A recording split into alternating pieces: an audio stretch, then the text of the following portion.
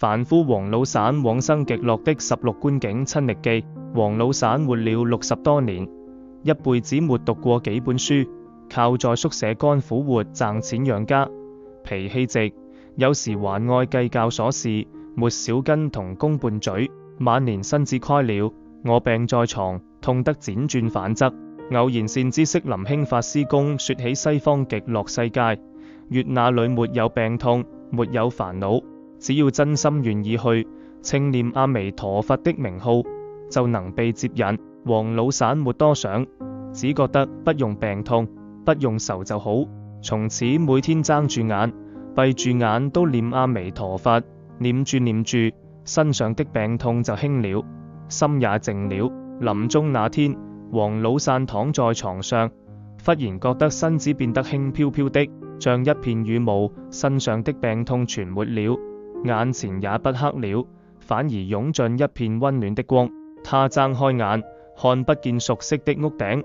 只見一位金身手持蓮花的阿彌陀佛招他笑，身邊還有2位菩薩，一位白衣溫柔，一位紫衣莊嚴。菩薩們伸出手，他就不由自主地跟住飄了起來，往西方飛去，越飛越遠。世間的房子、工作地方、親人的臉都慢慢消失，眼前只有越來越濃的光明，溫和得像春天的太陽，一點也不刺眼。飛了不知多久，王老散最先看到的是一輪大大的落日，掛在天際，金黃金黃的，比他在塵世間時見過的任何一輪落日都圓都暖，光芒灑在身上，舒服得讓人想打瞌睡。心裏最後一點對世間的牽掛都被這光控得沒影了。他正看得出神，腳下忽然出現了一片水，不是河溝裏渾濁的水，是清亮亮的，像鏡子一樣反射住落日的金光，分不清是水還是光。他膽怯地往下踩了踩，腳底卻不是濕的，那水居然慢慢變硬了，變成了透明的水晶，踩上去軟軟的，像鋪了一層細膩的金沙，還會從腳底散出淡淡的光暈。王老散好奇地走了幾步，才發現這水晶地居然是通透的，能看到地下藏住好多寶貝，金的、銀的、綠的、紅的，一層層堆住，像彩虹沉在底下，光芒柔和地透出來，把整片大地都照得五彩繽紛。他活了一輩子，從沒見過這麼多寶貝，卻一點也不想摟在懷裏，只覺得看住就心裏舒服。走住走住，水晶地上忽然冒出了好多樹，不是他田邊的楊樹、槐樹，這些樹的根是硬邦邦的金疙瘩，樹幹是銀白色的，樹枝是綠晶晶的琉璃，樹葉是紅印印的珊瑚，葉子上還掛住小小的珠子，風一吹，珠子就輕輕搖動，樹葉和果子碰撞在一起，發出叮當叮當的聲音，像廟裏的鐘聲，又像有人在念經，聽得他心裏安安靜靜的，連從前跟人拌嘴的氣性都沒了。樹林中間有好多彎彎的小河，河裏的水緩緩流淌，清澈得能看到水底的蓮花根。王老散渴了，彎腰用手捧了一點水喝，只覺得那水甘甜甘甜的，比他喝過的井水、泉水都好喝。喝下去後，渾身都清爽，連從前乾活留下的老蘆筍都不覺得酸了。他才知道這是極樂世界的8功德水，能消一切苦。河裏長住好多大大的蓮花，有的比他家的磨盤還大，有的比屋頂還高。蓮花的花瓣是5彩的，像用寶石做的，花瓣上掛住小小的水珠，水珠落下時會發出清脆的鈴聲，聽到聲音他就忍不住想念阿彌陀佛，心裏滿是歡喜。他沿住小河往前走，看到河中央有一朵最大的蓮花，花瓣上鑲嵌住好多小珠子，珠子噴出淡淡的香氣，飄到鼻子裏，比他聞過的桂花、茉莉花都香。他慢慢走近，才發現蓮花中心有一個小小的座位，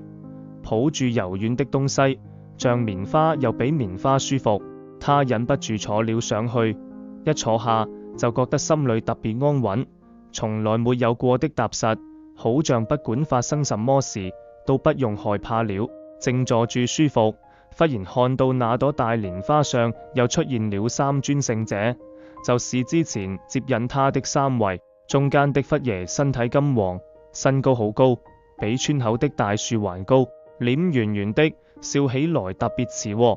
兩隻手結住一個溫和的手印，好像在說歡迎你來。黃老散仔細看，佛爺的眉毛彎彎的，眼睛像清澈的蓮花，耳朵長長地垂到肩膀上，身上的每一個毛孔都會噴出小小的寶珠，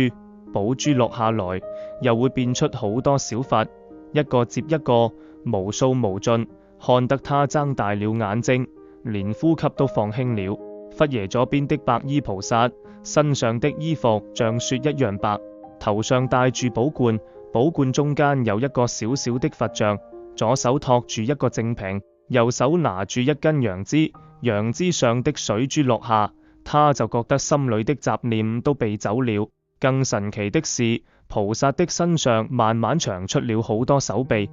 每隻手上都有一隻眼睛。黃老散才知道這是觀世音菩薩，不管誰遇到難事，菩薩都能看到，都會去幫忙。佛爺右邊的紫衣菩薩，身上的衣服像紫水晶一樣，頭上的寶冠裏有一個寶瓶，裝住好多光，左手放在胸前，看起來特別莊嚴，右手拿住一根高高的寶洞，寶洞搖動時會發出穩定的聲音，聽到聲音，黃老散就覺得心裏特別堅定，再也不想回到那個充滿病痛和煩惱的世間了。黃老散跟住三位聖者往前走，看到樹林裏蓮花池邊坐住好多人，有的穿住僧人的衣服，神情特別清靜，閉住眼睛聽佛爺說法，臉上掛住平和的笑容；有的穿住家常的衣服，跟他一樣是凡夫模樣，卻一個個精神飽滿，沒有一點愁容。聖者告訴他，那些穿僧衣的是在世時好好修行，不貪戀財物的人，往生到了上輩，一來就能聽佛說法，很快就有了大本事。那些穿家常衣服的是在世時孝順父母，幫助別人，經常念佛的人，往生到了中輩，雖然進步慢一點，卻也不用再受苦，慢慢修行就能越來越好。他還看到一些沒有完全盛開的蓮花，蓮花裏好像有人。聖者曰：那些人在世時做過不好的事，有的愛貪小便宜，有的跟人吵架罵人，甚至有的做過傷害別人的事，直到臨死前才後悔，真心念佛，願意來極樂世界，哪怕只念了幾聲阿彌陀佛，也不計較他們的錯，還是把他們接來了。雖然他們的蓮花沒盛開，需要在裏面慢慢改錯，但在蓮花裏能聽到佛的聲音，感受到佛的光，一點也不疼不餓，等惡習都改好了，蓮花就會盛開，就能出來見佛聽法了。最讓黃老散吃驚的是，他看到一朵潔淨的蓮花裏，居然是一個曾經殺過人的惡人。他在世時聽人說過，這樣的人要下地獄受苦，可聖者告訴他，這個人臨終前突然醒悟，哭得撕心裂肺，真心懺悔自己的罪過，還專心念了10聲阿彌陀佛。就因為這份真心，阿彌陀佛的願力太大了，不僅沒讓他下地獄，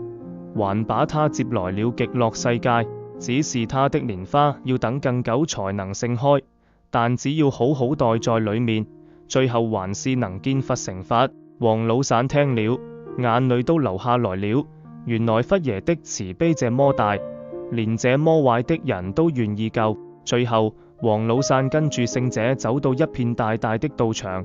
這裏到處都是寶樹、蓮花和8功德水，無數往生的人坐在蓮花座上，跟住阿彌陀佛、觀世音菩薩、大勢至菩薩一起聽法修行。這些人不管是上輩、中輩還是下輩，都沒有病痛，沒有衰老，臉上都是歡喜的神情，沒有人吵架，沒有人計較，大家都安安靜靜地修行，心裏只有慈悲和善良。黃老散找了一個小小的蓮花座坐下，聽住佛爺說法，只覺得心裏越來越清靜，越來越明亮。他終於明白，原來極樂世界不是不用疼、不用愁這麼簡單，是能讓人擺脫一切苦難，慢慢變好，最終成為像佛一樣慈悲的人的地方。從此，黃老散就留在了極樂世界，每天聽佛說法，聞住花香，喝住淨水，再也不用為吃穿發愁，再也不用忍受病痛，再也沒有惡道影響而退轉輪迴之苦。他也願意跟住菩薩們好好修行，將來能去保佑塵世親人，